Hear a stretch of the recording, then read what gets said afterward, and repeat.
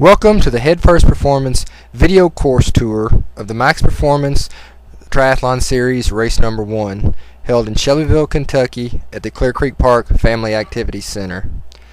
Through the front doors of the Family Activity Center, you will find registration, and also this is where the pre-race briefing will be held. We will then head out to the start line, taking the tour of the pool area and transition on the way. We'll answer any last-minute questions at the start, and then we'll get the show on the road. As you can see from the clothing everybody had on in past years, it does tend to be a little cold in February, so be prepared for anything as far as weather goes.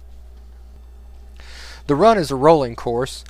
The entire 3K, that's 1.8 miles for anyone that might be metrically challenged, is within the park grounds, and it's an out and back course.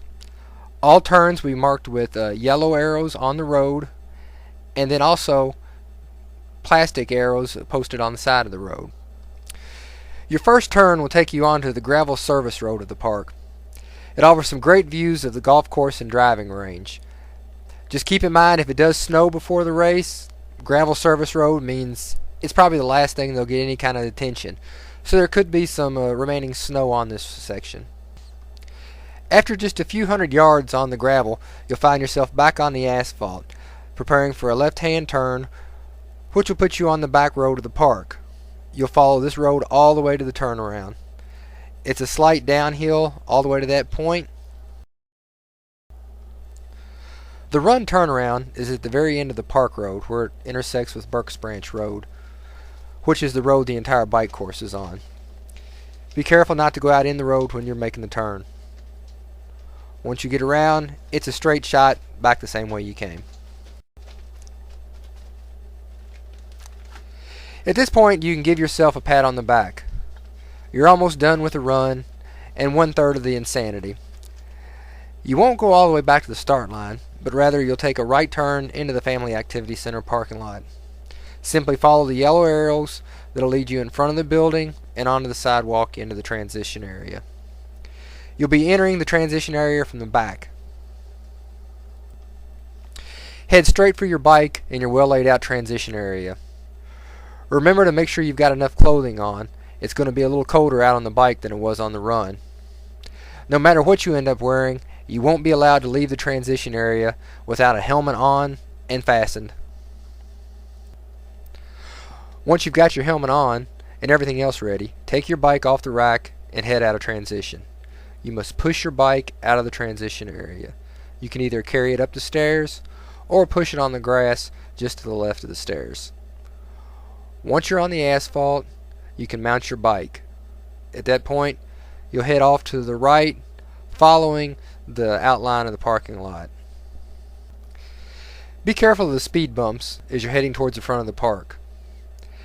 As you exit the park, you'll be taking a right turn onto Burks Branch Road.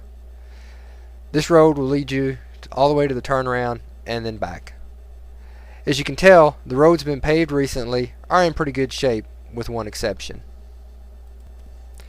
At around 1.5 miles into the bike course, you'll enter a construction area where they're building a new bypass to cross Burks Branch. This area is very rough and you should use caution.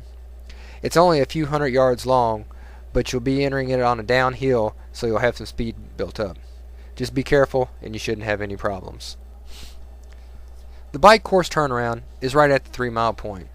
It's at the top of a slight rise, so you'll have good visibility.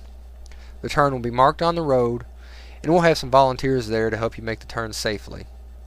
Use caution though, because you never know what's going to pop over a hill. It's always a good idea to stay on the right side of the road. Not only is it a rule, it's just a whole lot safer on these country roads. Probably the most dangerous place on the course is the left-hand turn going back into the park. We'll have a park ranger here, but take a look back over your shoulder to make sure nothing's coming up behind you that isn't going to stop. Once you enter the gates of the park, be careful for the speed bumps again. You'll take a left-hand turn into the front end of the Family Activity Center parking lot. At this point, start slowing down and thinking about your dismount. Use caution in this area because if several riders are approaching at the same time and someone doesn't slow down, it could result in a pileup. You must get off your bike in the parking lot and walk your bike into the transition area. You'll enter the transition area just to the left of the road you ran down, entering it from the back. You put your bike on the same rack in the same spot that you got it from. You can either change your clothes for the swim in the transition area or have left some stuff inside. You'll exit the transition area through the rear and head straight into the doors by the pool. These doors will be open for you during the race day. Today we find ourselves magically transported to the other side of the locked door. In this hallway you can have goggles or anything else you might need for the swim. But use caution. We'll have carpet down the middle of the hall, but on the sides it'll probably be wet and slick. As you approach the pool, you must enter at the nearest corner. You're not allowed to dive in, so you must jump. Remember, this water is 82 degrees, so if you didn't dress warm enough on the bike and you're really cold, it could be like jumping in a hot shower when you're really cold. Staying on the left-hand side, you will go all the way down and back in each lane. Once you reach the end, you'll go under the rope and do a lap in the next lane. You'll complete this all the way across the pool. Remember to give everybody plenty of room to pass in each lane. As you finish your last lap, make sure you stand up immediately so that the timers can see your number that'll be marked on your left shoulder. This is the only way we'll be able to get your time. Congratulations! You've just finished Max Performance race number 1. Grab a bite to eat and hang out and celebrate with everyone at the award ceremony.